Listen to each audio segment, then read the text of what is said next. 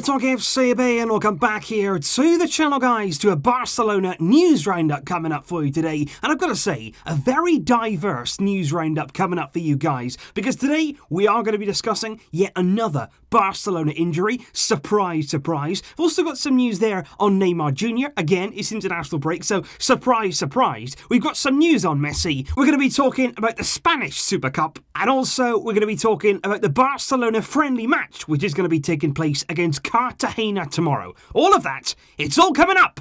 Let's do it. But let's first of all start with that injury news, and it is concerning Ivan Rakitic, who is probably going into this international break thinking, finally I can get some minutes, finally there, I can get back out on the field for Croatia. But no, that's not going to happen now, because he's suffering from an Achilles tendon injury. It's a slight one, but it is something that's going to see him miss around 1 week to 2 in terms of recovery. He picked that up there in the final training session for Barcelona before he went on international break. So there, again, more disappointments, more injury problems for Barcelona. Where does this end? But if we kick off now with the media, starting here with the news on Lionel Messi. Now, it is concerning Lionel Messi's contract situation. You all know right now that Messi's contract, as it is right now, expires in 2021. So after that time, he would then be a free agent. Now, Marca go on to say in this particular article, there's no question right now that Messi is going to be continuing at Barcelona until 2021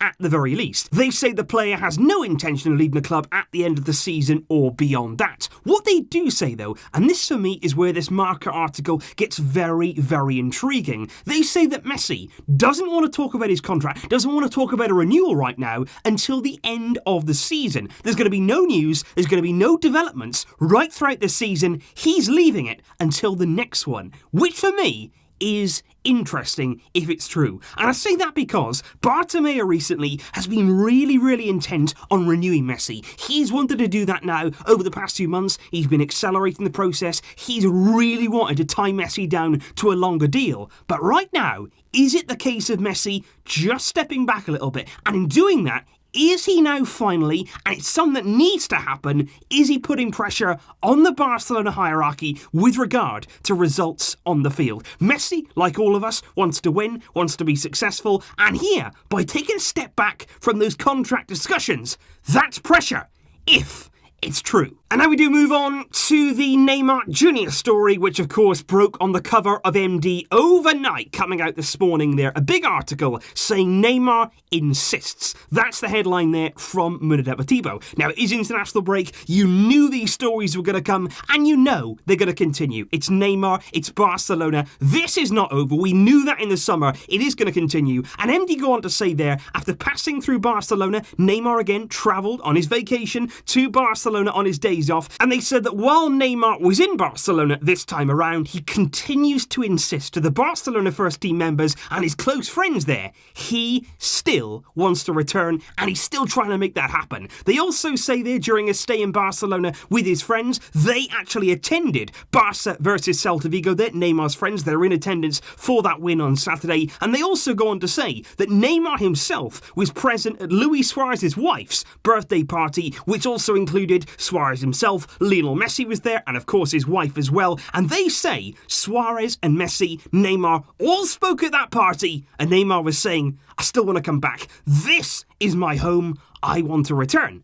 But like I have to say, and the reason that I'm bringing this to you guys is it's international break. These papers want to sell, they want to create a story, you don't know if it's true, and what I will say is, just be prepared, because like I've said in the previous videos, when I was speaking about player power, Neymar to Barcelona, for me, remains still a real possibility. I still believe that he could come back, I still believe that Barcelona are trying to make it happen in January, there's no question at all, we will hear about this again, so get used to it. It is going to happen, Neymar to Barca. It isn't over yet. Whatever you may think about that. But I do want to come on now to some concrete facts. We start here with the Spanish Super Cup, because many of you have noticed that over the summer, over the August period, when usually there we'd be playing the two-legged tie of the Spanish Super Cup, this time didn't happen. The Super Cup was nowhere to be seen. But that's because the entire tournament right now has been reformed. They've scrapped the old format, they brought in something new, a fresh idea. The Spanish Federation there really changing up the Spanish Super Cup,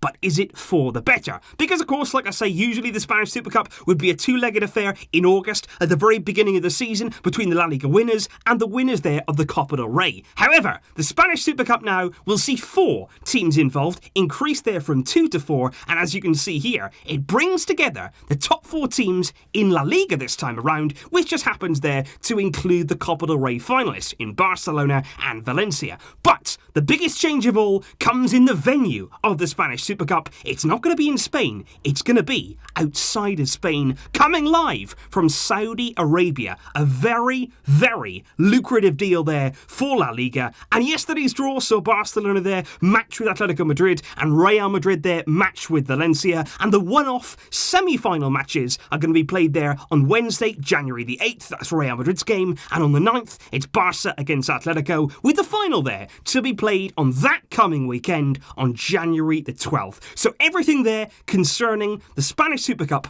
will be taking place not at the start of the season, but halfway through in January. And I just don't really understand this new format from the Spanish Super Cup. Because, yeah, it's not an increase in games. We still play there just one semi-final match. And if you get there one final match, that's exactly the same as the two-legged affair it would be at the start of the season. But this kind of feels like it's just a tournament they've created. They've sort of made it like this so they could take it outside of Spain, get that lucrative deal, and then everybody will be happy. And you can also see there in that draw, it's no coincidence to me that Barca and Real have been kept nice and separate. A Clásico final, I would have thought, is what we'll see, because that outside of Spain is something La Liga have been trying to do in a competitive game for a long, long time. Now they're going to make it happen. They've created this tournament to basically make that happen. I just think here, the Spanish Super Cup in the middle of the season, I don't really see the point there in adding to an already congested fixture list, but there we are.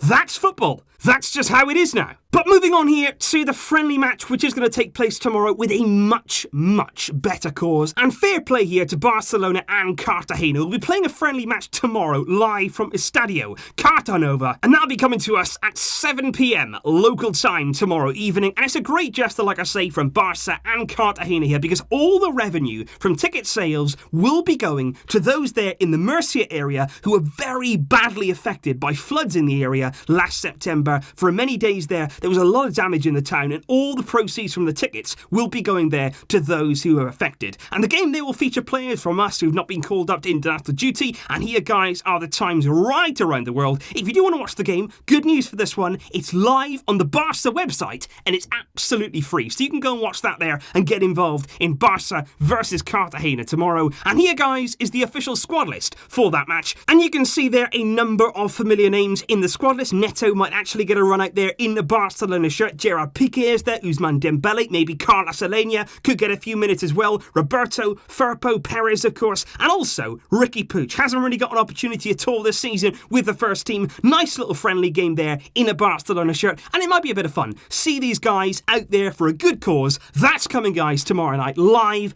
on the Barca website if you want to get involved. And just before I do leave you in today's News Roundup video, guys, I thought I'd leave you here with this, which I thought was a nice little graphic just to highlight exactly who is going to be in action, the Barcelona players, over the course of this international break. A number of them, of course, are in action for their teams. You've got the Euro qualifiers still going on right now. But aside from that, some really exciting friendly matches as well in South America. And of course, the one that stands out there, Argentina up against Brazil. Messi will be back there with his national side for that game. Very, very exciting stuff. Arthur, of course, also involved there on the side of Brazil. You can keep in touch with all of our guys wherever they are in the world, and they are really spread out throughout these 2 weeks. It's all right there. Stay up to date. So that there, guys, is everything from the world of Barcelona today. And like I say there is quite a lot of stuff to digest, from the Rakitic injury to Neymar back in the news. And like I say, do not be surprised to see more of that coming in the weeks and months to come. Messi and the contract situation, what do you make of that? Let me know your thoughts on all of what we discussed and some more below. The Super Cup, the friendly match, let me know. I will see you soon, guys. Thanks as always for watching, and thank you for your incredible support. But until next time, as always, Visca El Barça.